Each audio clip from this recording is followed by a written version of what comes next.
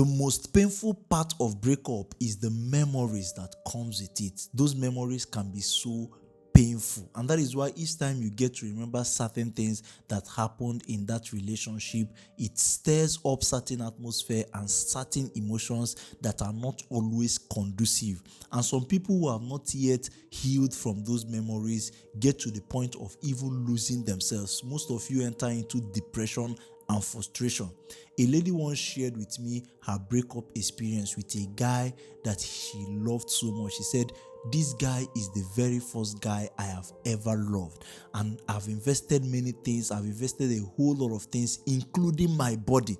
She said, "I gave this guy my body." And you know that kind of feeling that you are used and then they dumped you for another person they thought that is better. That kind of feeling can be so frustrating. So the lady felt that way. She said, "I feel like this guy just used me and dumped me." That kind of feeling can be so devastating.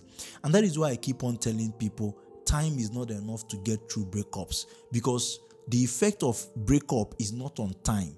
The effect of breakup is on the individual. Your emotions was affected, your mind, several things about you was really affected as a result of that breakup. Is a hurt, is an injury that needs to be healed. So time is not the healer. It will take you the process of uncovering the wound and taking it one by one, facing it one by one for you to be able to get through that breakup. Some people think that with time they will forget everything, but most of them don't understand that anything that enters your mind or your heart, any experience of life that enters your mind or your heart remains there permanent. That is why you can remember something that happened to you 10 years ago, 20 years ago, 25 years ago. It still rings fresh in your heart each time something happens and you get to remember it. So time is not the healer. Time can be a contributing factor to the process, but it is not the healer. You will have to go face those injuries one after the other and heal from them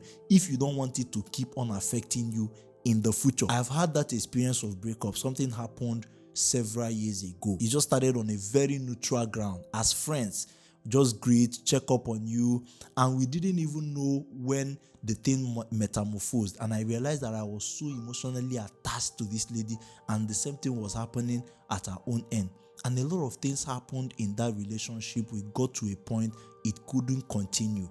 That kind of pain, that kind of memory, when you remember the beautiful things that happened in that relationship, when you remember even the ugly things, the bad things, it can contribute to a lot of pains, a lot of things that could, push you to the point where you will start losing yourself. It could be that painful. So it's not enough to tell people, move on, go on.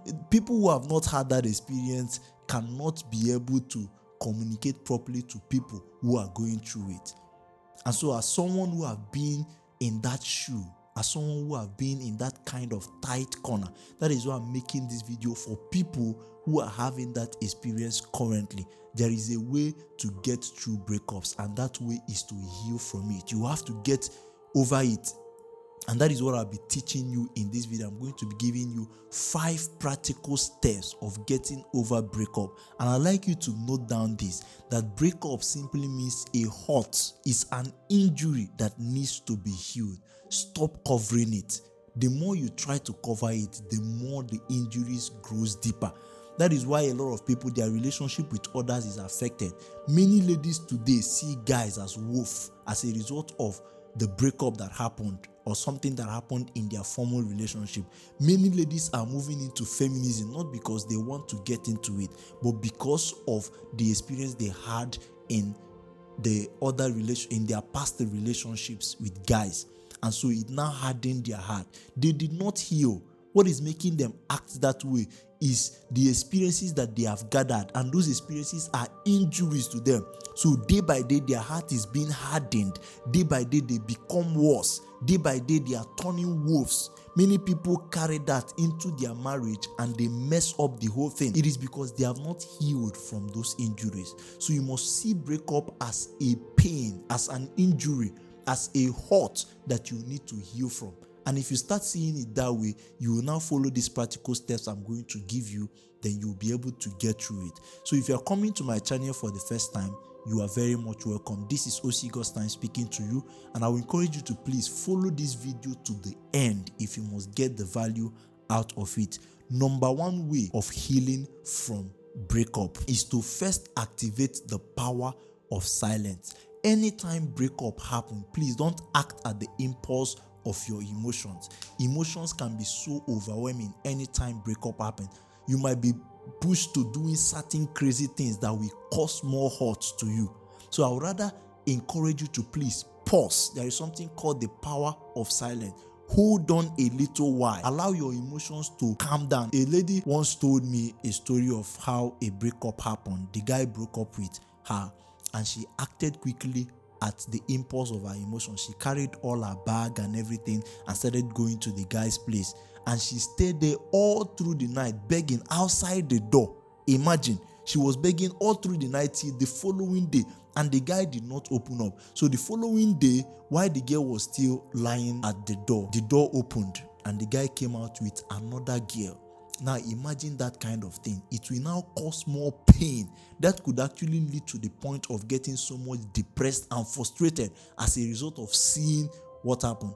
But if she had waited and allowed her emotions to calm down, she wouldn't have taken that step to going to that guy's house and staying there all through the night just to see if she could have the guy back. Anytime a breakup or a hurt happens, the first thing you need to do is to activate the power of silence. Allow your emotions to calm down. Allow your nerves to calm down first. The moment it calms down, you'll be able to know what's next to do. What will happen next is that your reasoning, your logical reasoning will now start coming to place. So you'll not be acting out of emotions, but out of your calculated logic. Point number 2 is to start accepting the fact that the relationship is over. You are to do this because certain beautiful things happened in that relationship that keeps on coming to your mind, keeps on coming to your remembrance. And so you must start accepting the fact that these things will no longer continue. Those beautiful memories, going out with him, sharing stories with him, communications with him, you must start accepting that fact. It's already a fact that these things you are no longer expecting them. Because if you are yet to accept the fact that this relationship has come to an end, it will your expectations will still be high, that maybe one day this guy is going to call me and then we'll start again. And for most ladies, it gets overwhelming. It can lead you to frustration. It can lead you to depression anytime you keep on waiting and nothing is coming back again. The guy is not calling. That kind of experience can be so frustrating. So you will need to start accepting that fact that the relationship is over.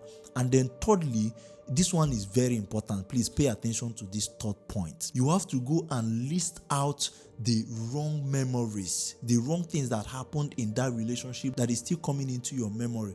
For example, some of the ladies that gave their body in a particular relationship, you have to open up that aspect. Some ladies don't want to talk about that part. Some people don't want to talk about those wrong parts, those bad side of that relationship. But if you must heal, then you must go and list out that part. You must go and bring out those negative side, those painful side. That is where the healing starts. The moment you bring out those parts and list them out, if you gave your body, or if they did you, if they bullied you, if they abused you verbally, you write those things down. And the next thing is to start forgiving them one after the other. If you don't forgive, you cannot heal. Did you hear me?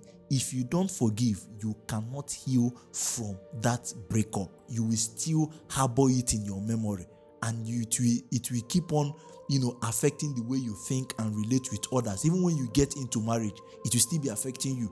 You will not see your husband as the man you ought to see him as. You keep on seeing him as a wolf that is threatening your life. So you must go and list out those bad things, those wrong things that happened in that relationship, that each time you remember them, it stirs up the pain, and forgive them one after the other. The moment you forgive them one after the other, it's not going to be easy. This is where time comes in.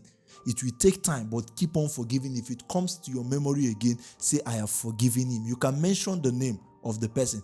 I have forgiven you. And for believers, you pray about it.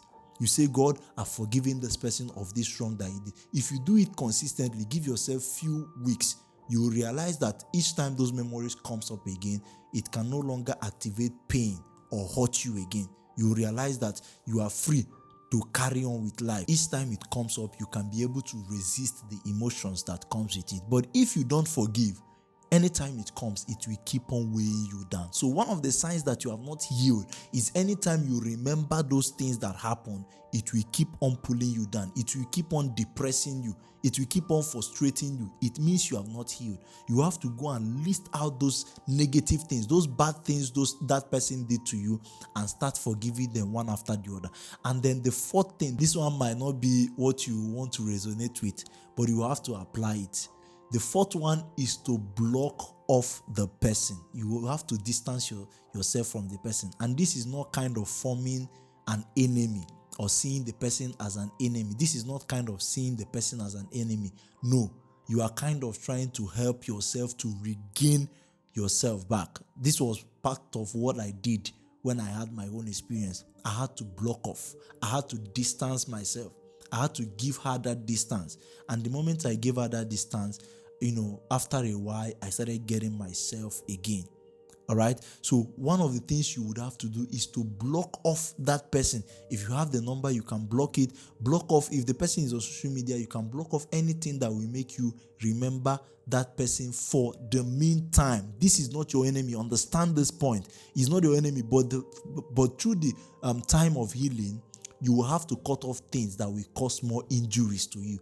So maybe seeing the person or seeing the person's post can cause an injury. What you have to do is to block the person off until your healing is completed.